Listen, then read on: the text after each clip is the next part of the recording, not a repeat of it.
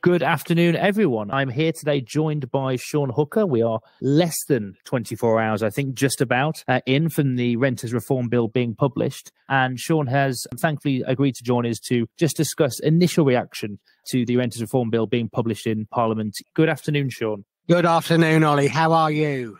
I'm very good, thank you. Even better in more recent times, knowing that Arsenal aren't going to win the league, Sean. Absolutely, Ollie. I mean, but we gave it a good go. And one could argue I have no position on this, given how badly Spurs are doing. So we'll move on quickly to the debate in hand, which is the Renters Reform Bill. Obviously, it was published yesterday. I imagine more lettings industry professionals know a lot about the impacts of bus spending initiatives than they did before, given that was the topic in Parliament that when everyone was waiting for this bill to be released. But it has been released, and it's a pretty heavy document, right? There's a lot in there, and hopefully today we can sort of cut through a little bit of that and pull out the headlines that you think, and I think, Sean, that people should be aware of in the immediate aftermath of that first reading. So what's your initial take, I suppose? What's kind of your feeling, Sean, on first sight of that bill?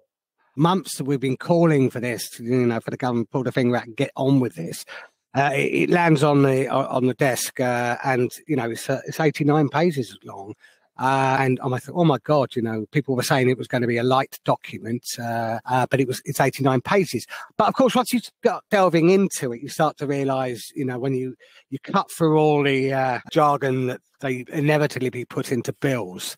And what I say to people that are not used to, parliamentary bills, don't put yourself off by just wading into that bill. Start looking for the guidance and the and the headline bits of it before you start kind of getting all caught up with it. Of course, we're going to need to have a very, very close look at at how the actual wording and how it all ties in.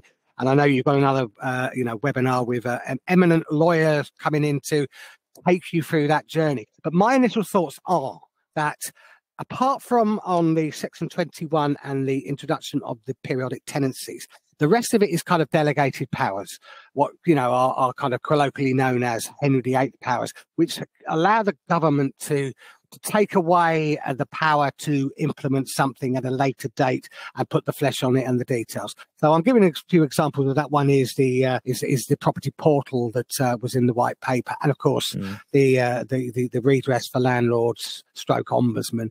There's they've got a wide remit on that. There's not a lot of detail on that, but it gives the power to the minister to take it further. Yeah, and I'll come back to the property portal, because I think there are potentially some unintended consequences to that, which are maybe worth discussing even at this very early stage. But in terms of the headlines, one of the biggest headlines going into this bill being produced was, of course, Section 21. And I don't think you'd possibly find anybody in the industry that was going to go out on a limb and say it wasn't going to be abolished.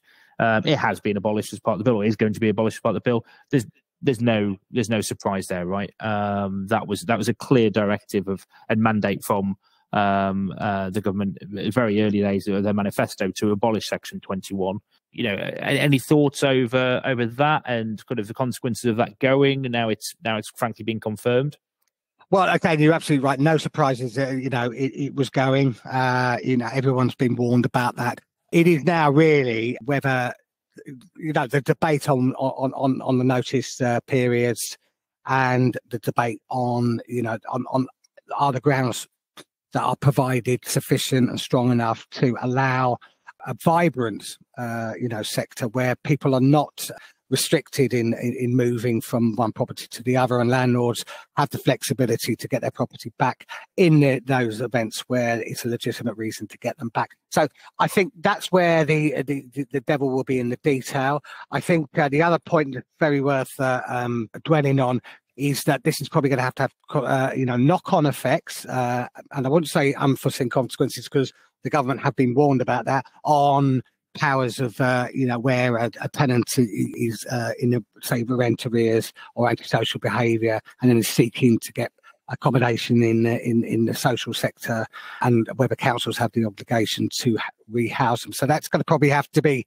redefined as well. So these are the things that I think make it, in my view, although they will want to get this through as quickly as possible in parliamentary terms, that it's not going to be a simple job just to say that's it, it's gone. So we are in that position where we're waiting for from the passed legislation, sort it out, and then there will be the implementation period. And as you say, in the absence of Section 21, there's a strengthening of Section 8 grounds, with arrears being obviously a particular talking point.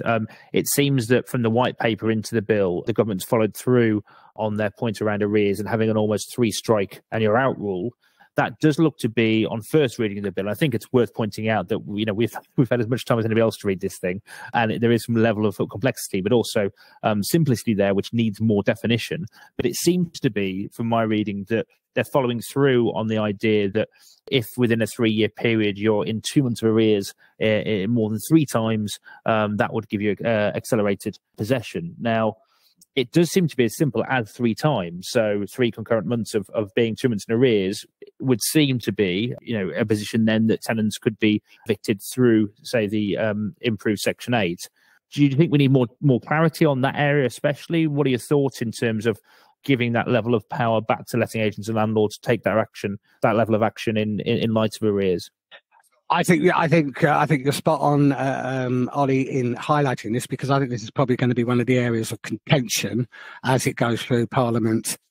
On both sides, really. I mean, the compromise of the 3 strikes and out, if we want to call it that.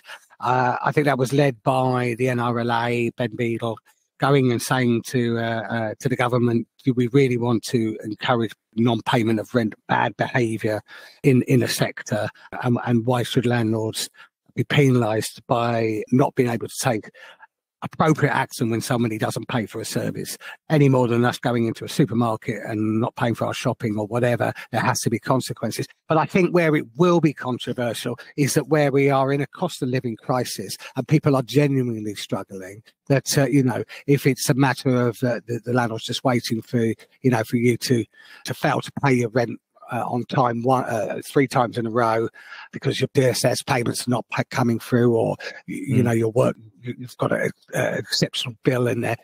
Whether that's going to go down well in the tenant sectors, and saying, well, actually, is that a bit too draconian? So I think it is a good message for landlords to say, look, we are watching your backs, but let's see what happens when it goes through the committee stages and P's actually have constituents and lobbying going on behind the scenes from various sections. Remember, there are more tenants than landlords when it comes to the ballot box. Yeah, no, indeed. And I think, and to your point, in terms of universal credit or as you phrase it, DSS payments, there is provision in the bill actually to suggest that arrears, that where the payment of universal credit, for example, has been delayed or not yet made to the tenant by the government, then they wouldn't be classed as arrears, which is maybe a nuance again that it helps support one side of the house in terms of accepting suggested wording. But absolutely. I think more to play out there, and again, clarity around the 3 strikes. 2 months in arrears going through January, but I pay February, I pay March, and I pay April. Is that 3 strikes? Because I'm still 2 months in arrears through this period of time, and I've not made up my arrears back to the landlord. So again, I think more clarity there is going to be helpful. But that was how I read the white paper, and frankly, reading the bill, it feels like they've kind of just carried that forward. So it'll be interesting to see where that falls out in terms of any further debate and what ends up being in the final legislation. The other sort of side of this, and I think we've talked about this enough around Section 21, but that was the main headline grabber, especially in the mass media. As importantly, short-hold tenancies are going to be gone. That world is very much changing, isn't it, as part of the suggestions in the bill? But Ollie, I don't know how sad my life is, but I woke up in the middle of the night. I was dreaming about this thing last night. So I woke up in the middle of the night and I'm thinking, I suddenly realised, this is probably going to be another area of controversy, but almost a kind of an alliance, because if you think about it, a tenant can now give notice to quit at any stage of the tenancy. But if you look at it, they've lost the right that they had under a periodic tenancy, or they've got to quit after a month, or once it rolls into a periodic. That's been doubled to 2 months, with the logic being that gives a fair chance to the landlord to manage their voids and replace that tenant. So I think tenants will kick off about that. And then what happened to this kind of like this perception of security? You know, we were talking about 3-year tenancies not long ago, and tying in landlords to giving long-term tenancies, and now we're on a rolling monthly tenancy. So there's mixed messages coming out from that. Which, when you've got the mixed messages, whether the intention and the protections are there, it's going to be confusing. And I think what we're going to see is a little bit of a bum fight over notice periods and on this idea of what is security within the private rented sector, and is periodic from day one, or the right way forward, or will there be people pushing for basically you get a tenant in, you can never get them out. Yeah, and I think from speaking to tenants as part of our Renting Done Right initiative and manifesto, we are aware that there's a cohort of tenants who like a level of certainty around their agreements. They like the idea that they, for all intents and purposes, had a 12-month contract, for example. And I know it's not quite as simple as that, but there is that change. I think affects both parties, landlords and tenants, in equal measure in some respects.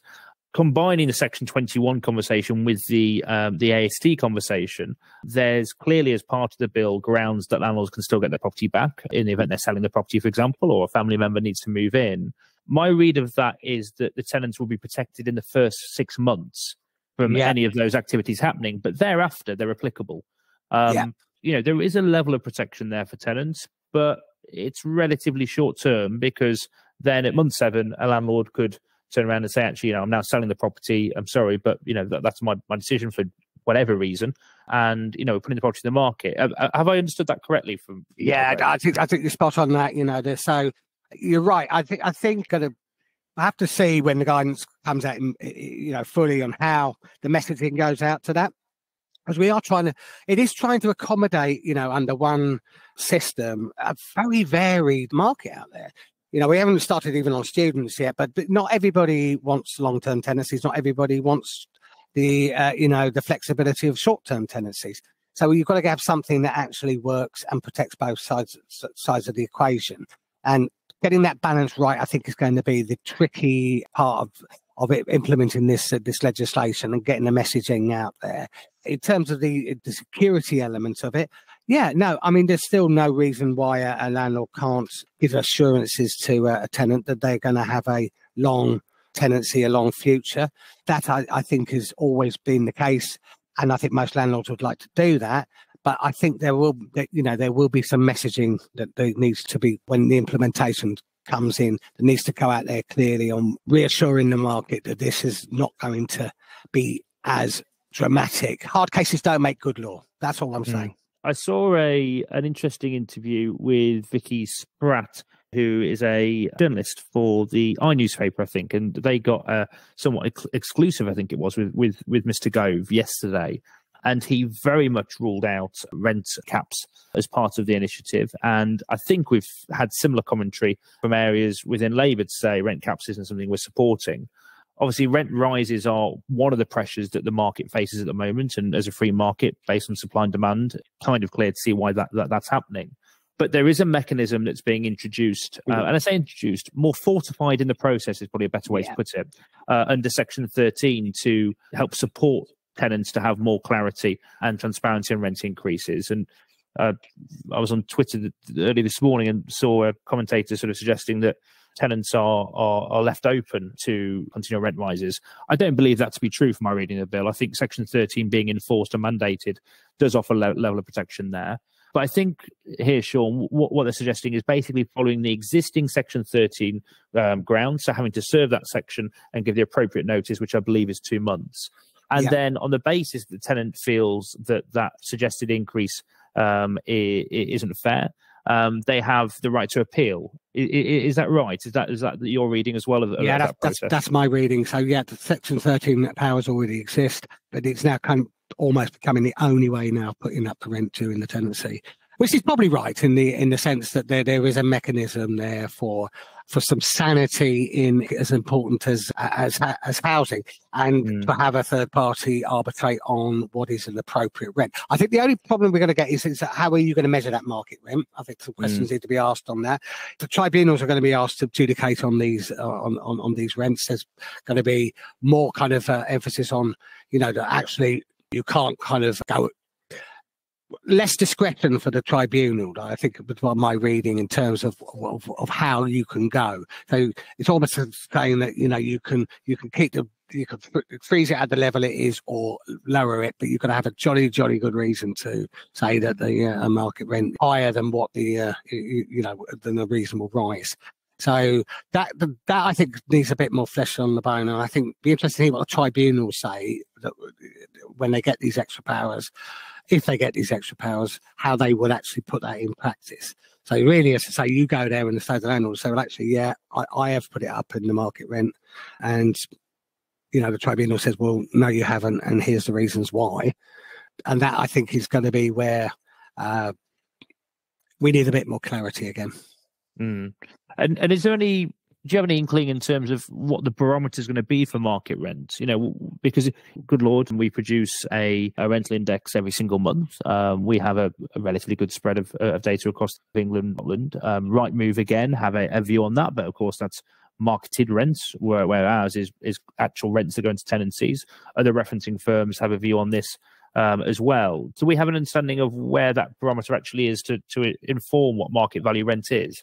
Well, interestingly enough, when I attended the Letting Industry Council last week, the BOA gave a presentation and basically would try to explain why the statistics that were coming out from various independent indices and the Office of National Statistics, and why the BOA's data appeared to vary on that to the extent of being lower in terms of the rises there. But actually, when you drill down to the data, it's surprisingly consistent over the market when you strip out the various variables on what the market is doing in terms of rent rises, etc., and asking rates.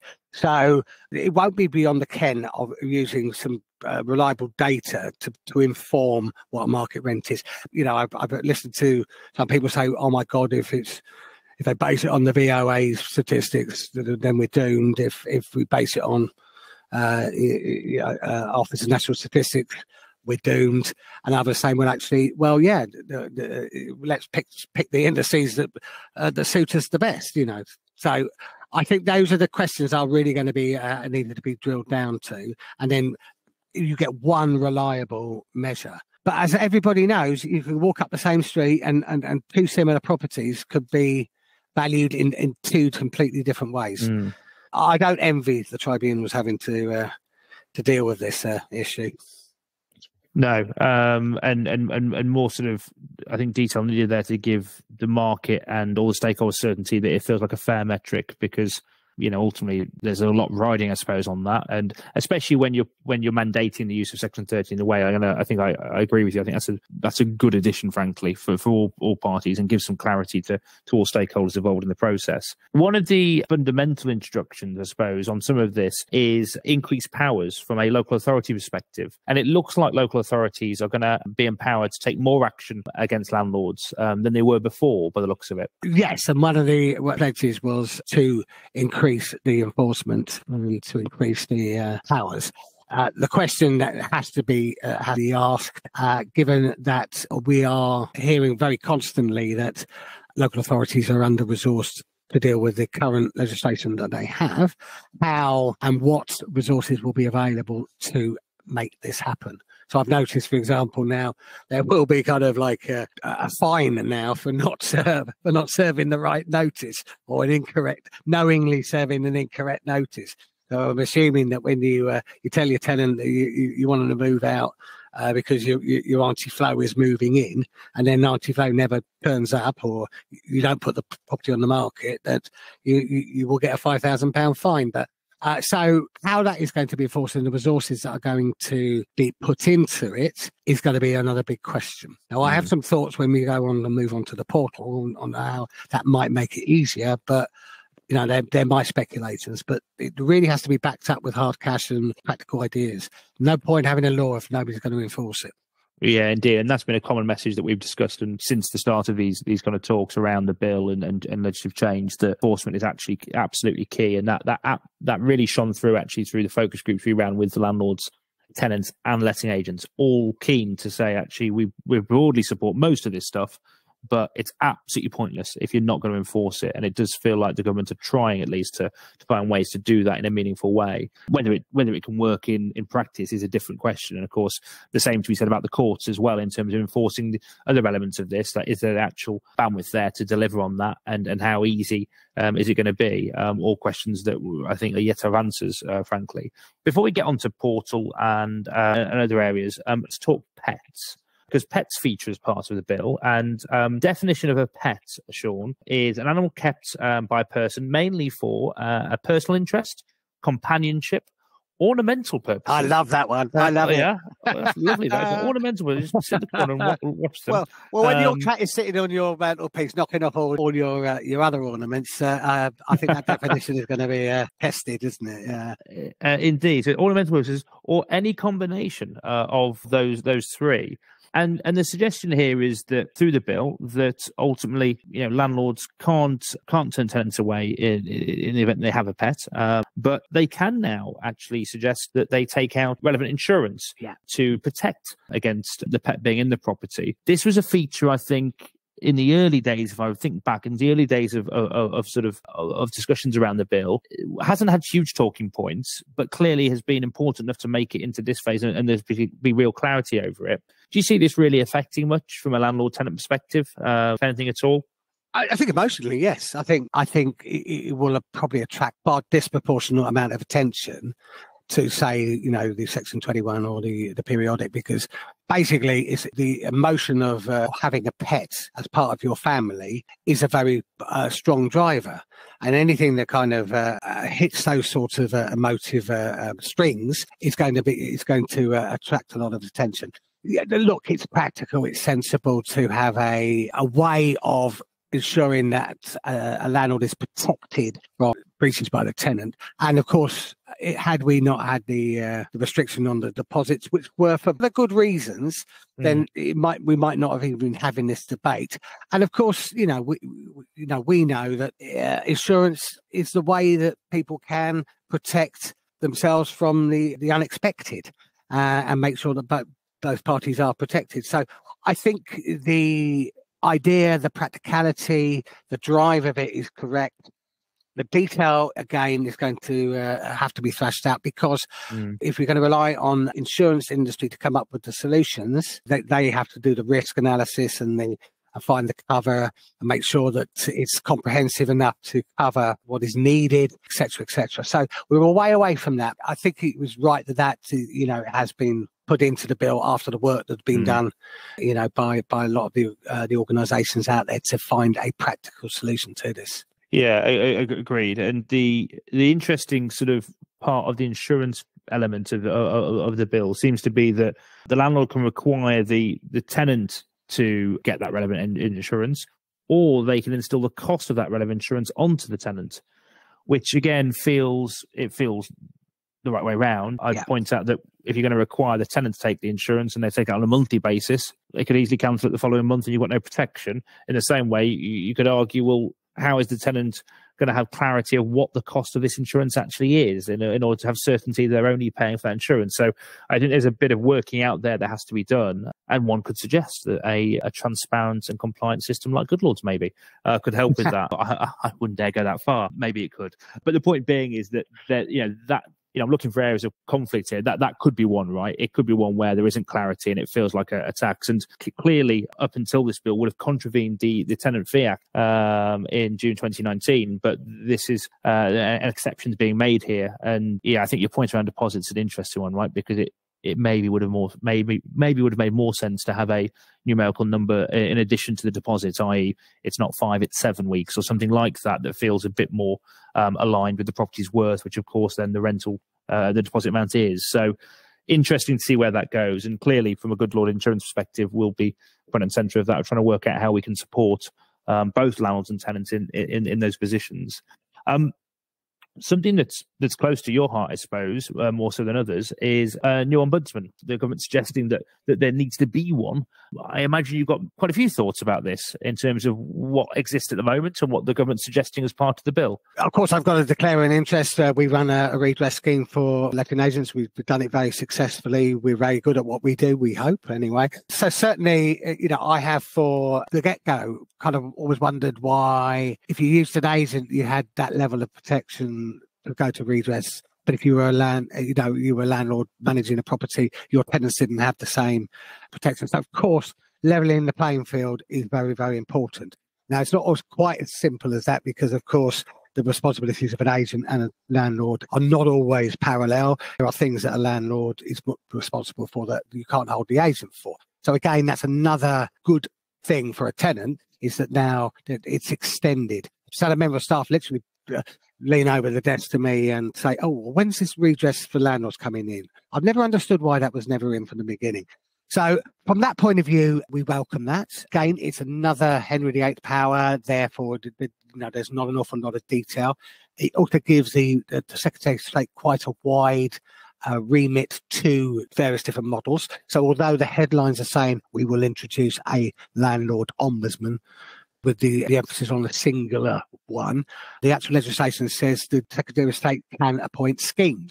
So they may want to go down the route of multiple schemes, as have worked in the deposit arena and to a lesser extent the redress for agents, because there are two of us and that works quite well. I think the way that the deposit process has been set up with the different schemes, you'd argue has been a success because it's worked, frankly, and maybe giving one authority all of that control and power is one maybe somewhat counterproductive, but also quite a big task at hand, right? Especially when you've got existing bodies that could potentially help fulfil the aspirations of the government here. But in terms of the redress scheme from a landlord perspective, this is quite a change, isn't it? Because it'll be compulsory for all landlords to be signed up to this, and quite a material penalty if they're not. £5,000 for failure to do so, with further penalty of up to £30,000, I think, potentially applicable. This is where I'd argue that letting agents form a really important role for many landlords in helping them educate them on these changes and make sure they're doing what they should be doing. Is it possible that we have a cohort of landlords that just stumble their way through this process and end up actually having hefty fines just in the absence of knowledge? How do you think the government's going to handle that kind of cohort of landlords? And would you think there'll be any window of time that allows landlords to maybe get this wrong the first time around but be informed the second time it's the way to do it?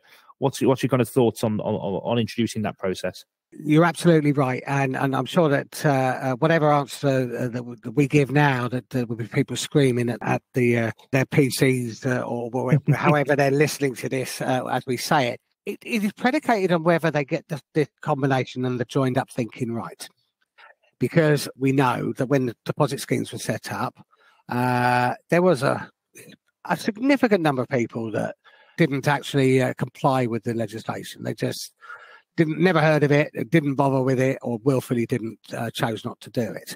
And of course, there were, the fine there, or the penalty was 3 times the deposit, which was enforced by the tenants. Now, Northern Ireland and Scotland went differently, and they gave the powers to the local authorities. So we've already talked about, the enforcement being key to this, but the joined up thinking should be, if you get the portal or registration right, then the landlord can't say that they didn't know about the compliance to the other things.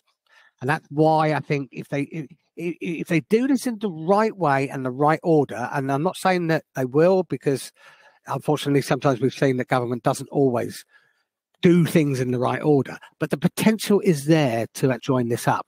So you register. The part of your registration will be that you are registered as with the landlord ombudsman or the redress scheme. Make sure that's provision is in place.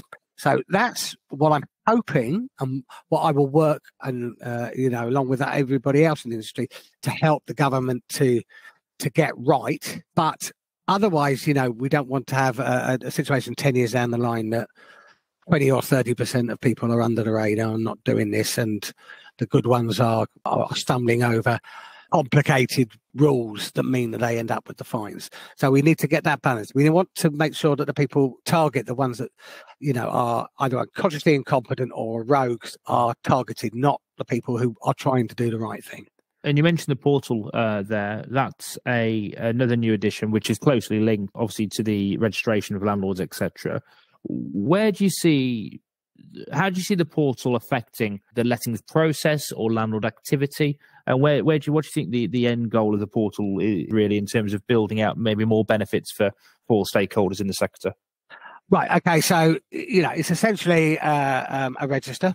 So that's the number one. Let's not run away from the word register on that. It's a way of actually registering the property and the individuals and the agents who are going to be associated with it.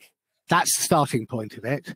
But it's a two-way portal. It implies two ways. So it will be a way of tenants getting information about a particular property or a particular landlord. It will be a way of landlords getting information on how to be good landlords, or agents on how to be good agents. So I do see a lot of positivity on it. Again, I go from hope to despair, because one of the things we haven't seen is actually the work that the government has done. They've said they've done an extensive investigation into this. They employed a third party to look in at the practicalities of this, but they haven't released that. And I think I'd be far more reassured when I've seen the results of their investigations. And to be fair, Oli, from Goodlord, a tech platform, reach the kind of standards good tech companies like you operate, then got a fighting chance. If it's just going to be a cobbled together kind of thing on the back of a fag packet, if I'm allowed to say that, then probably just going to be just not something that is going to be useful. Yeah, that's agreed. The problem we've got. And we have offered, and we are working more closely with DLUC on this element, especially to help support, because I think get this right, and it can be a big win for all stakeholders. Frankly, this was announced actually as a separate article on some trade press this morning. Some of the feedback and the comments to this article were suggesting that this kind of portal could cut out letting agents, which is a bit of a jump and a skip from where they're suggesting this lands and where people who are making these comments are thinking, I suppose. Although one of the things that came to mind was that the portal in isolation would help manage and ensure landlords are compliant somewhat. But at the same time, there's been suggestions that ROPA, the regulation of property agents, is going to be introduced. How do you balance those two things? Because essentially you're saying, from a portal perspective, this will help guide, but, landlords, you're not really being regulated here. But if you're a property agent, you must be regulated. Does that feel like an imbalance to you, Sean? I mean, I don't really have a view form just yet on that, so it's not a loaded question. Yeah, I think you're right, and I think one of the things that this will ask is the debate that we were having on regulation of property agents, which accumulated in the very in-depth report by Lord Best. And we've spoken about this numerously, and then it's been quietly shelved or put on the back burner. I've heard that they are still somebody's part-time job to keep an eye on it, but it's not a priority at the moment. I mean, I think the opportunity for the portal to allow those self-managed agents more tools to help them do that, if that's what they want to do as a job. And that's not a bad thing, because I think some people do really want to do and take landlording seriously. But the rest of us, if we own our properties, we will use an agent because it's not going to be our full-time job. It's not going to be something that we want to necessarily undertake. I mean, when they automated the tax returns, I mean, it's not rocket science to do a tax return, but most people will, a lot of people will use an accountant to do it, A, for the security, and B, for the time. Because you've got to remember that if you have an agent and they mess up, then you can fall on their indemnity insurance. Whereas if you do it, you mess it up yourself, you've only got one person to blame. So I don't think the agent needs to necessarily write. They've just got to reorientate themselves about the way that they do this, and to resell themselves and say, look, it's peace of mind, it's time, and it's expertise. That's how they've got to actually market themselves, and not relish in the situation that this is complicated and we're the only ones that can help you, making it overcomplicated. Let's welcome the fact that if you want to be a self-managed landlord, that there are tools out there to help you. But the agents should not be threatened by this, or good agents should not be threatened by this. Yeah, I think I agree. And I think your analogy around sort of tax returns and accountants is a really, really good one, and maybe helps anybody in the comment section of that article or further afield focus the mind a little bit on the roles that we can all play in what is, I think, a really sustainable sector that continually needs, experience and insight. And like you say, that's where good agents come in to protect peace of mind and give levels of protection, basically. Was there anything that wasn't included in the bill that you expected? And we joked before we went on air about the decent home standard, because as part of our manifesto, we believed in that. And you rightfully pointed out, well, it's not in there, but it doesn't mean it's not going to happen. There's provisions. But certainly to me, that seemed like an omission when it comes to detail within the bill, when it comes to decent home standards. So anything above and beyond the decent home standard that you thought would be in there that isn't? And also, what's your take on where we are from a decent home standard perspective? There's nothing in there about introducing the decent home standard per se. Well, we know that that's going to be the, all the conversations I've had with the government, it's going to be the formation of the framework on which they will build the portal. But it's, the positive thing on that is it does allow the government to spend more time to make sure that it is tailor-made. Remember, the decent home standard applies to the social sector. Although there's a lot of commonality, there are different sectors, and it would have to be a matter of saying, well, actually, which one of those decent home standards are appropriate for going into the private rented sector? Are there other ones that should be over and above that one? And have that debate. I mean, Labour have said, they would have an enhanced decent home standard, although they're given no details on that. So let the politicians have that debate, and then we can analyse how that shapes up.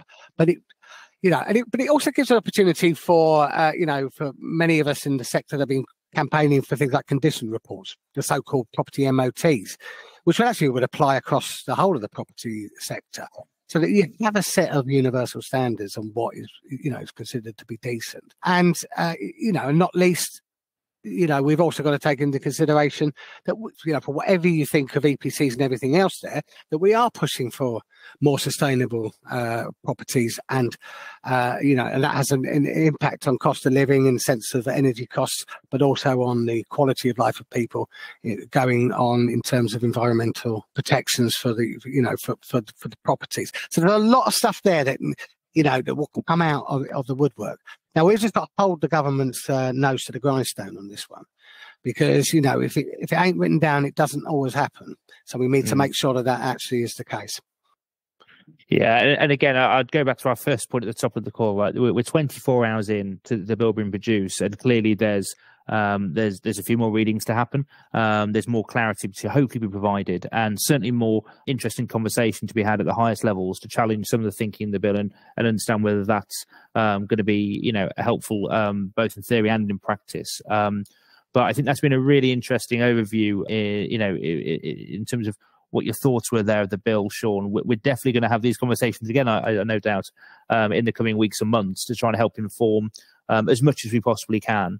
So, Sean, thank you so much for your insights there. From a Goodlord perspective, we do have a webinar with Dustin Gregory on Tuesday morning to go through the more intricate elements of the bill and the legal framework in which the bill is suggesting. And we will be supporting letting agents across the UK to be reform ready, both through our tech, but also through our consultative approach, marketing and content. So for any further information on the Renters Reform Bill, or indeed any aspect of the lettings process, please visit our website at www.goodlord.co.